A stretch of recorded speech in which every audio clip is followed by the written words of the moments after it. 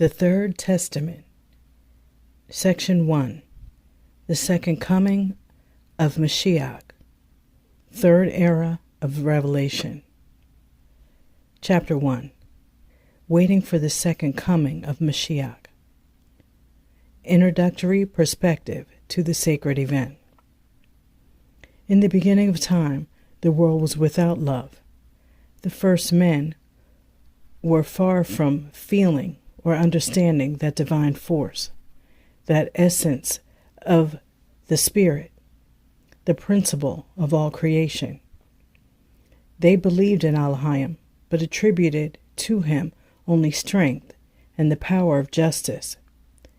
They believed they understood the divine language through the elements of nature, so that when they saw them peaceful and serene, they believed Yahudah to be pleased with the works of men. But when the elements were unleashed, they believed they saw in them the manifested anger of Elohim. In the heart of man, an image had formed of a terrible Elohim, capable of anger and the desire for revenge, so that when they believed they had offended him, they offered holocausts and sacrifices in the hope of placating him. I tell you that those offerings were not inspired by their love of Elohim, but the fear of a divine justice and fear of punishment were what inspired those first people to offer tribute to their master. The divine spirit they called only Al, never father or teacher. It was the patriarchs and the first prophets who began to make men understand that Elohim was justice, yes, but the perfect justice, that he was, first of all, Father, and that as Father, he loved all his creatures. Step by step, walking slowly on the path of spiritual evolution, humanity continued its pilgrimage, passing from one era to another and learning a bit more of the divine arcane through revelations that Elohim gave his children in every era. Still, man did not arrive at a complete understanding of the divine love, for he did not truly love Elohim as a father, nor did he feel in his heart the love his master gave him at every step. It was necessary for the perfect love to be made man, that the Word be made flesh and be transfigured to a form visible and tangible to men, for them to finally know how and how much Elohim loved them. Not everyone recognized the presence of the Father in Yahushua. How could they recognize him if Yahushua was humble, compassionate, and loving, even with those who offended him? They saw Elohim as strong and proud before his enemies, harsh and terrible with those who offended him. But just as many denied, many also believed those words that penetrated to the most hidden reaches of the heart. That way of healing incurable ills and illnesses with a mere caress, a look of infinite compassion, and a word of hope. And in that teaching, that was the promise of a new world, a life of light and justice that could not be erased from the many hearts of those who understood that divine man to be the truth of the Father, the divine love of he whom men did not know and therefore could not love.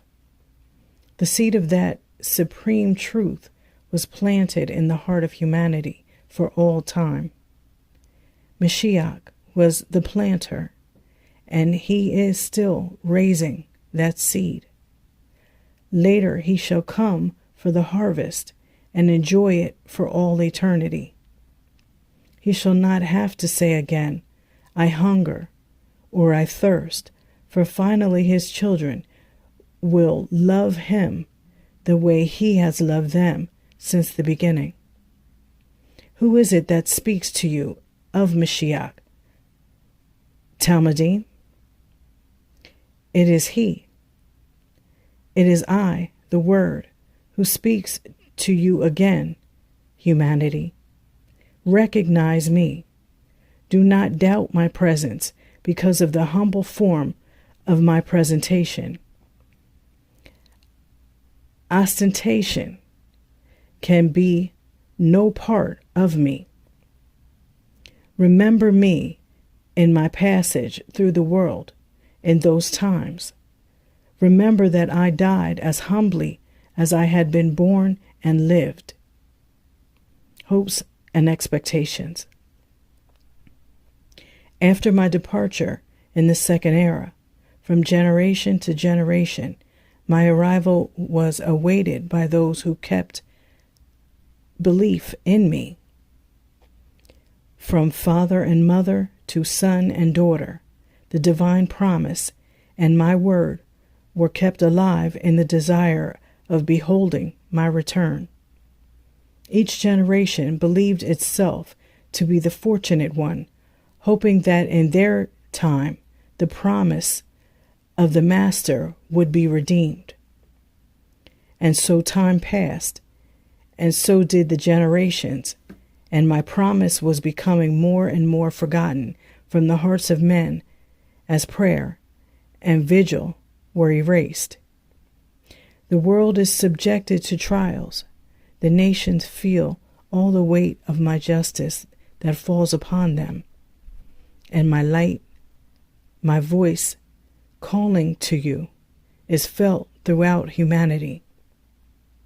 Men feel my presence, shall perceive the universal ray of light that descends and rests upon them. They foresee me without knowledge of this work. Without having heard my word, they raise to me their spirit to ask me, Master, in what era shall we meet? These trials and bitterness which have come to mankind, what do they mean?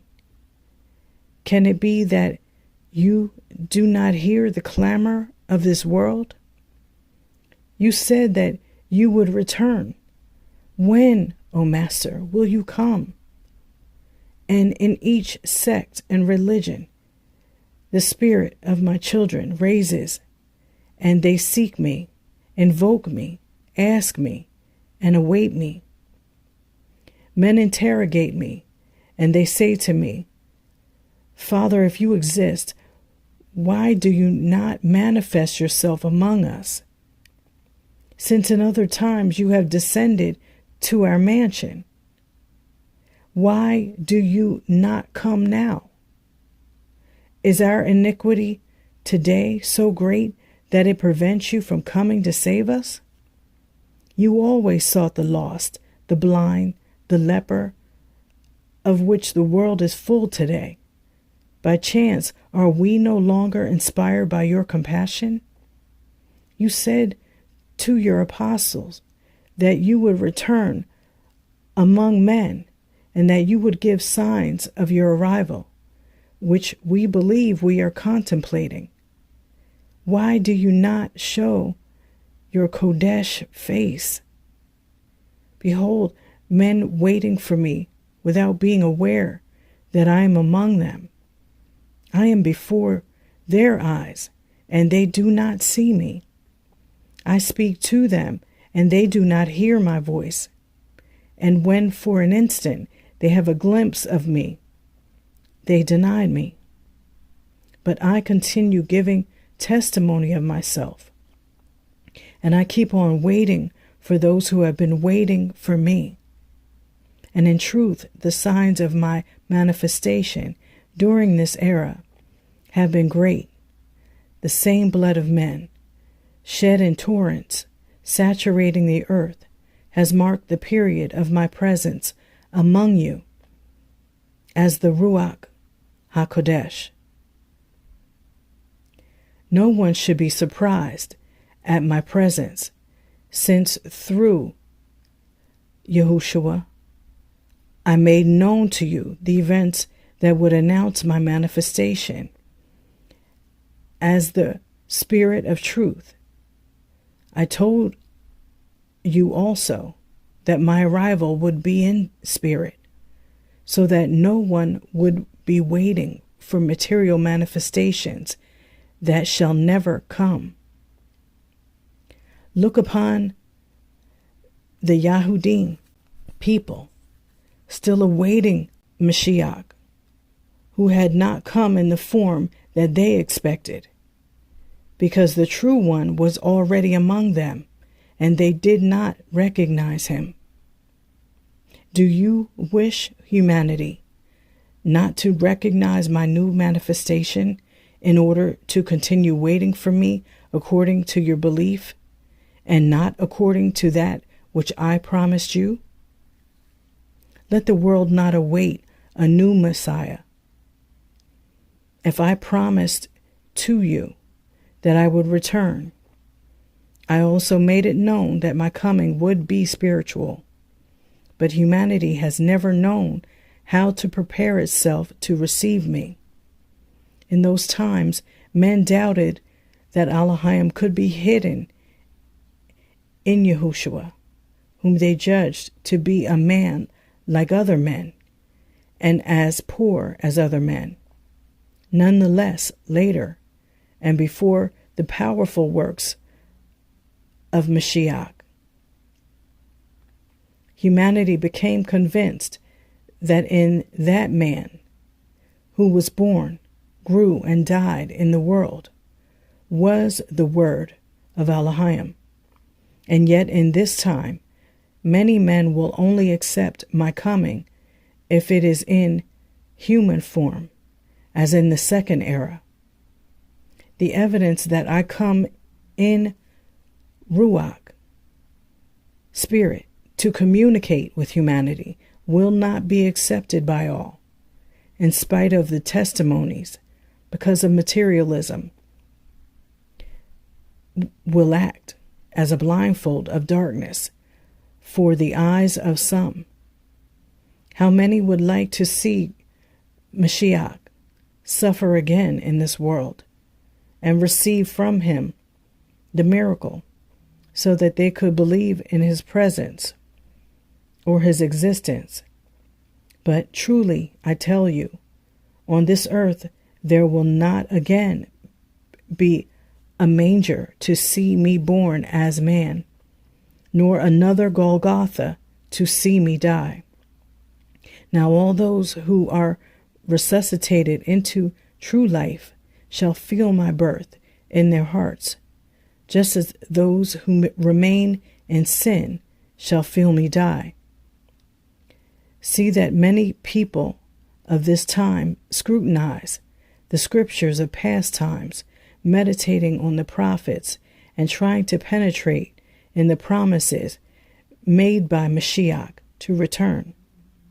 Listen to how they say, "The Master is near," "The Master is here," or "He shall soon arrive," and then add, "The signs of his return are clear and palpable." Some seek me and call me, others feel my presence, and still others foresee my coming in the Spirit. Oh, if only that thirst for knowing was present in all, and if all had that longing to find the supreme truth. See how in all religions and sects men scrutinize the time, life, and events with the hope of discovering the signs that announce my coming. They are the innocent who do not know that for some time I have been manifesting myself, and that I am about to end this form of communication. But I tell you also that many of those who are so anxiously waiting for me, if they witness the form in which I have come to communicate, would not only recognize me, but would flatly deny me. To them, only the testimonies will come, and by these means they shall believe that I was among my children. You also awaited for me intimately with impatience, but I knew that you would recognize me, and that you would be my laborers in this era. Biblical promises. In my manifestation through Yahushua, I announced to you the coming of the Ruach HaKodesh, and men thought that it pertained to a divinity who, being in Elohim, was not known by them, not realizing that while speaking of the Ruach HaKodesh, I was speaking about the only Elohim, who was preparing the time in which he would communicate spiritually with men through a human faculty. Why should anyone be surprised at my new revelations? Truly I say to you that the patriarchs of ancient times already had knowledge of the coming of this era, and seers of other periods beheld it, and the prophets announced it. It was a divine promise made to men a long time before I, as Yahushua, came to the world. When I announced to my disciples, Talmudim, my new coming, and allowed them to foresee the way in which I would manifest myself to men, a long time had passed since that promise was made. Here you have that period unfolding before you. Here you have those prophecies being fulfilled. Who would be surprised? Only those who have slumbered in darkness, or the ones who have erased my promises from themselves. I knew how little you would fathom my teachings and the errors which you would make interpreting my revelations. I announced to you my return, saying that I would send the Spirit of truth to clarify many mysteries and explain to you that which you had not understood. Because in the most profound of my prophetic words, I led you to understand that this time I would not come in lightning and thunder, as in Sinai, nor make myself a man, putting my love and words in human form, as in the second era, but would come to your spirit in the splendor of my wisdom, surprising your mind with the light of inspiration, and calling at the doors of your heart in a voice that your spirit understands. Those predictions and promises are those which are now being fulfilled. It is sufficient for you to prepare yourselves a little to look upon my light and feel the presence of my spirit, the same one that proclaimed that it would come to teach you and unveil to you the truth. There are many who have not evolved due to fear or to a lack of study.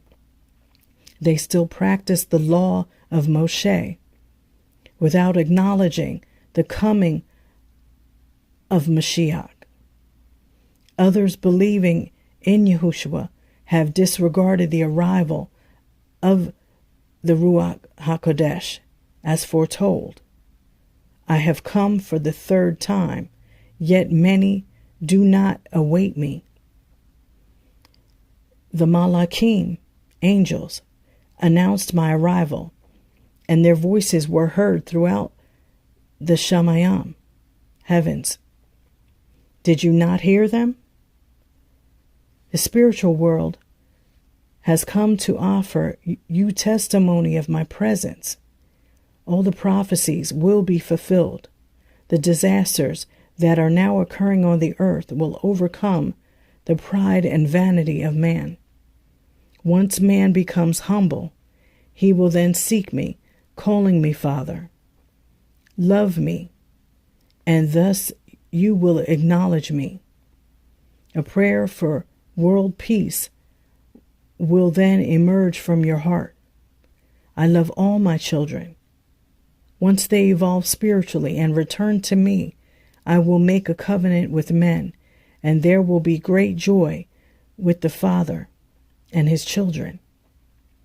So I said to you in that time, what I have told you is not all that I have to teach you. For you to know all, first I must go away in order to send to you the Spirit of truth, to make clear what I have said and what I have done. I promise to you the Comforter in the times of trial, and that Comforter, that explainer, is I, myself, returning to illuminate you and help you to understand the past lessons, as well as this new one that I bring you now. And wisdom is the balsam and solace that your heart longs for. It is for this I promised you at that time that the Spirit of truth as the comforting Spirit. But it is indispensable to have belief in order not to stop on the path or feel fear before the trials. Predictions fulfilled.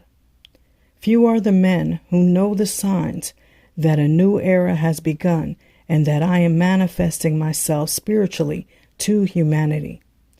The majority dedicate their lives and efforts to material progress, and in that deaf and sometimes bloody struggle to reach their objective, they walk like the blind and lose their course, not knowing what they are after. They do not see the light of the coming dawn, do not see the signs, and are very far from having knowledge of my revelations. This humanity has believed more in the doctrines and the words of men than in the revelations that I have given you throughout time. By chance, are you wanting for the Father in his justice will send you greater signs than those which you behold at every turn, in order that you may feel and believe that this is the foretold time of my manifestation as the Spirit of truth? O men of little belief, now disciples, Talmudim, you understand why I sometimes say to you that my voice cries in the wilderness, for there is no one who hears and truly listens, so that all men on earth may testify to the truth of this message. I have made the signs that were prophesied in ancient times, the signs that speak of my new coming, be felt through all the globe. And so when this good news comes to the nations, men will scrutinize and investigate all that was said in these times, and surprised and pleased, they will find all that was announced and promised about my new coming has been faithfully fulfilled, as is fitting for he who has one will, one word, and one law. In the second era, I announced to my apostles my new manifestation, and when they asked me what signs would announce that period, I announced it to them one by one, as well as the evidence that I would give to them. The signs have appeared up to the last one. They announced that this is the era foretold by Yahushua. And I ask you, if this manifestation that I am giving you was not the truth, why has Mashiach not appeared in spite of the signs? Or do you also believe that the tempter has power over creation and over the elements to deceive you? I forewarned you for a long time so that you would not fall under the seduction of false prophets, false Mashiachs, and false redeemers. But now I say to you that the incarnated Spirit is so bright because of his evolution, his light and experience, that it is not easy to give him darkness for light, no matter how much artifice it may have. That is why I have told you, before you devote yourself with a blind belief, amunah, along this path, scrutinize however you wish. Behold that this word has been given to all, and never have I reserved a part of it only to specific beings. Observe that in this work there are no books in which I would pretend to conceal any teaching. However, I also said to you during that second era, through the lips of Yochanan, my apostle, if anyone hears my voice and opens the door, I shall enter within him and dine with him, and he with me. I also taught you the parable of the virgins, so that you would keep it in mind during this period. All the signs that were predicted as an announcement of my new manifestation among you have now been fulfilled. Will the world wait for new manifestations to continue waiting for my return? Will they do as the Yahudim people who had prophecies of the coming of Mashiach, saw their fulfillment, received the Savior in their bosom, did not recognize him, and still continue to wait for him? The experience is very great and painful for this humanity to still be obstinate in their materialism. If the signs and ordeals have been fulfilled, and I have not appeared in the synagogue, nor appeared in any assembly, has the world not perceived that in some place I would be manifesting myself, since I cannot go back on my word? My peace be with you.